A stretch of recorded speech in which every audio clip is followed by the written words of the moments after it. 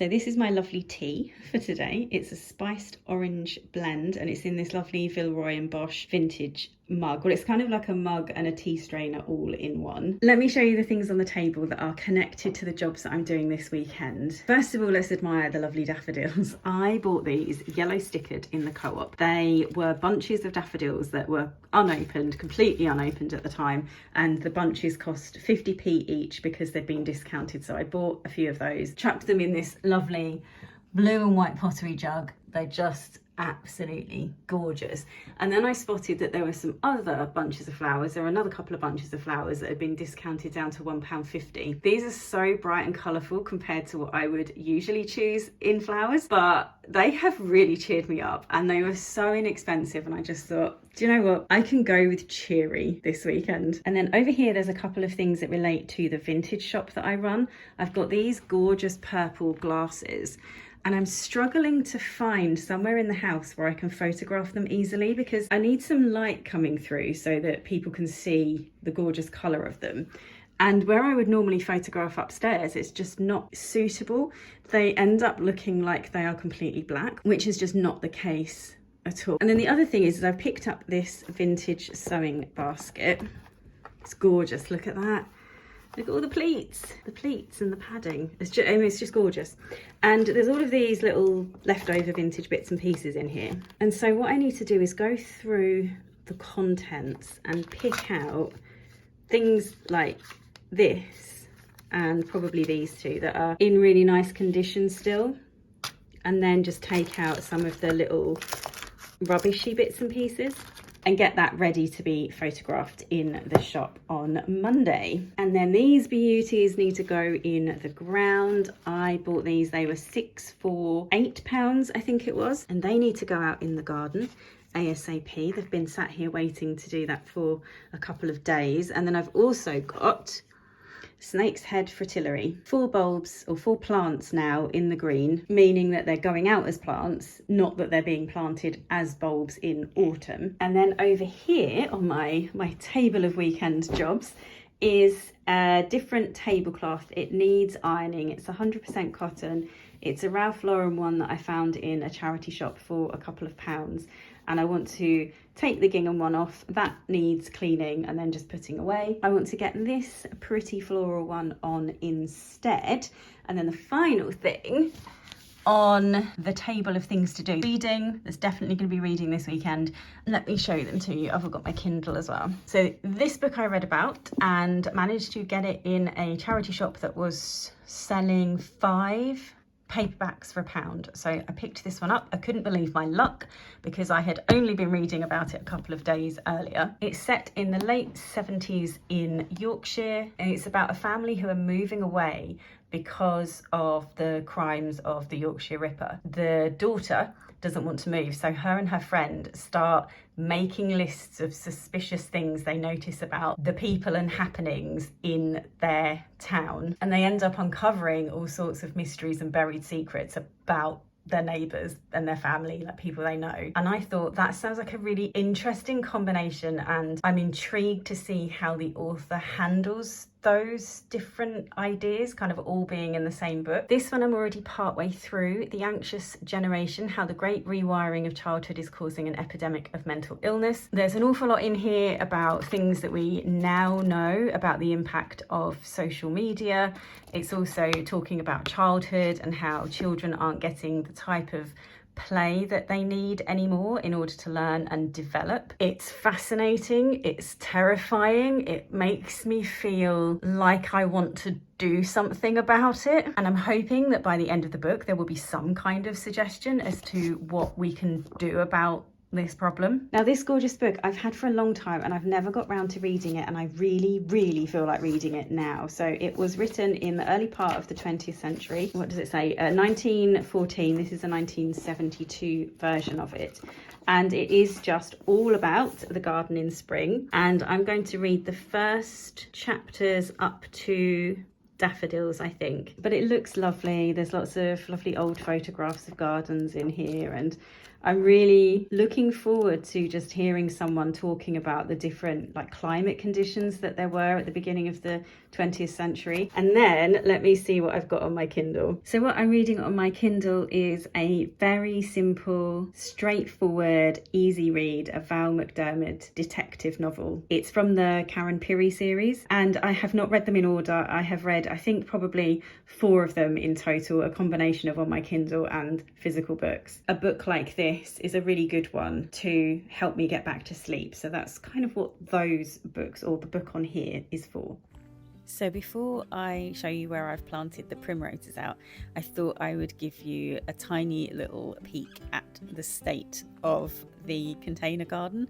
I haven't done very much at all to it over winter, and so there's an awful lot of tidying up to do, and I'm going to show you over the next sort of few weeks videos exactly what I'm doing to sort it out. That's my gorgeous perennial cabbage that I'm showing you there, and I've got lots of leftover chard, and there's also a tub of bulbs that are coming up there.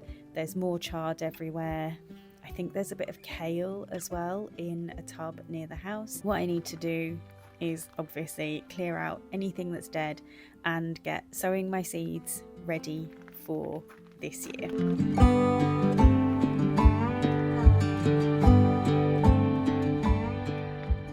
This is incredibly harsh winter light, but I haven't had this much light in the garden for a very long time, and I'm out here, would you believe, in very cold temperatures in just a t-shirt and a jumper. But it's because this sunshine is so hot, it's so warm and so lovely. And I've brought the primulas out, and all I'm going to do is get those in the ground. I'm not going to be able to film it because I don't really have anywhere that I can put my tripod at the moment, because everywhere's really wet and the feet will sink in and it will be a whole palaver trying to get that safely set up. But I will show you some before and after footage.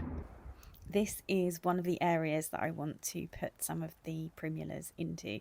You can see that there are some gaps, and it's a well-established part of the garden. The concrete that lines the path, or that sort of holds the beds in place, that's just broken up concrete from an old path that was in the house when we, or not in the house, in the garden when we moved in. There's lots of daffodils and tulips and things coming up, and I can kind of see where all of those are. So I think into the spaces, there we are. That's where I ended up putting some of the primulas. I've got, I think it was 2 or 3 at this end of the garden, which is a bit closer to the house. And then I end up going down, sort of further down the garden, and there's some gaps in here in amongst the foxgloves that are coming up really nicely. And so that's where I ended up planting some more of the primulas.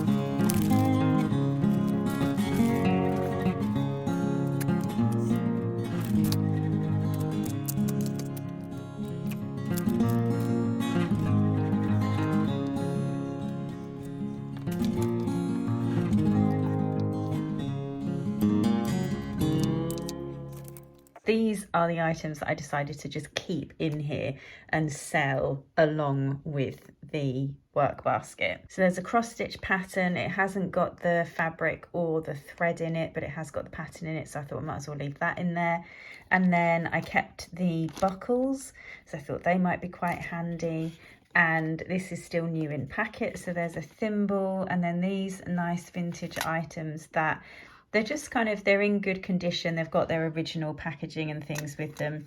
The same with the needles. I've kept the little like transfer patch there. There's a unpicker, a couple of little pairs of scissors, and just some thread that looks, you know, worth keeping. It again, it's still got its original vintage labeling and things on it. So that I will now sell as a complete set. Hello, the hair is dyed. It's a little bit too, oh look, you're miles away. Let's move you a bit closer. There we are, that will do. It's a little bit later in the weekend now, and I have dyed my hair. It's very, very dark at the moment. It's always a little bit too dark to start with, and then it kind of fades back a bit after a week or so, and is at that point the perfect colour. So we'll just have to wait for that. In other news, my other half has been out to the supermarket to do a little top-up shop, and he has picked up the aubergine seeds that I really want to go with my chili and pepper seeds, and some onion seeds that I want to get sown. That just leaves, what do I need to get? I thought of it earlier today.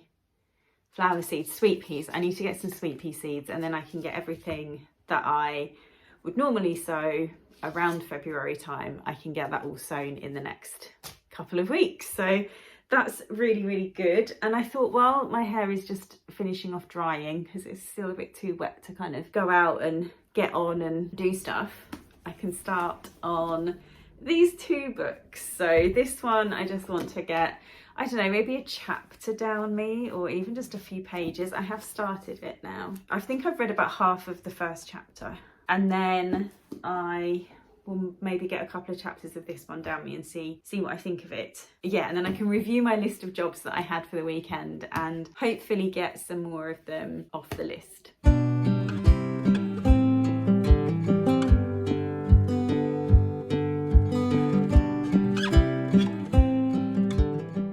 So this has proven to be quite an interesting book so far. I don't think I was quite prepared for how much the language is very, very much of 1914. It doesn't flow as easily as reading a modern book. Now, that doesn't matter to me. I do read, you know, 19th century literature and things like that. I wasn't expecting something that was almost at the literary end of the spectrum, I think, in terms of the way that the person is writing about gardening. It's also very technical. It's full of a lot of Latin names. But the things that I found interesting were the preface and the introduction. So the preface is someone else talking about this gardener who has written this book, and is basically saying that gardener who's written the book, Mr. Bowles, as he's referred to all the time, it's all very, very formal. Anyway, Mr. Bowles, who is the gardener who's written this book, his garden is apparently worth spending time in and reading about, because Mr. Bowles lets things naturalize in his garden and just spread how they're supposed to spread and live where they're supposed to live, like the right soil conditions and things.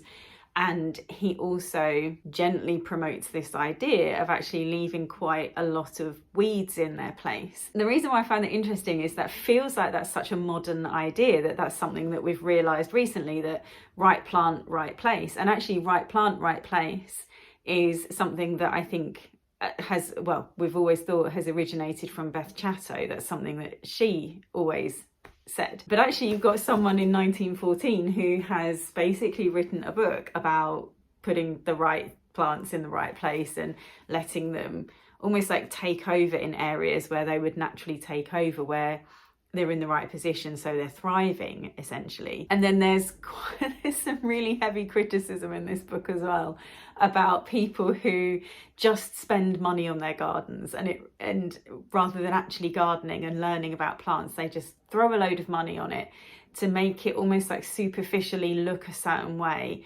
and to look a certain way that's trendy at the time. And I just thought, I mean, it's really quite harsh criticism, but I did think to myself, oh, that reminds me of how much I used to hate garden makeover programs, because you can kind of make over the room in a house, but when you make over a garden, it's not, gardens are such a slow process, and actually arguably I think houses are as well. I'm not entirely sure that house makeover programs are as good as you think they are on the surface, but gardens especially, there's quite a lot to learn. I mean, I don't think people should be intimidated by what there is to learn. I think you just throw yourself in and you do your best, and the point is that you learn over time and you add things over time, the way that you would add things to a house over time, or certainly people used to. I think there's a real push for buying a house and renovating it in like 5 minutes, and you know, preferably have an Instagram account about it and so on. So yeah, I was just really struck by how little has changed, and how much a lot of the themes in this book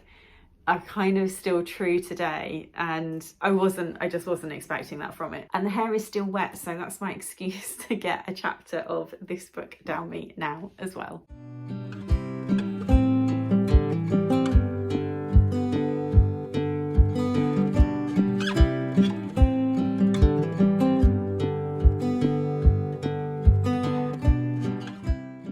Hello again. So I have been doing some editing, and I've realised that I don't think I did any kind of wrap up at the end of all of that footage. So just to let you know that I think I did every single job that was on the table, apart from listing the vintage purple glasses. I still haven't done that. And on that note, I am going to be a little bit slow at releasing these videos to start with, but I'm working out ways to fit it into my routine.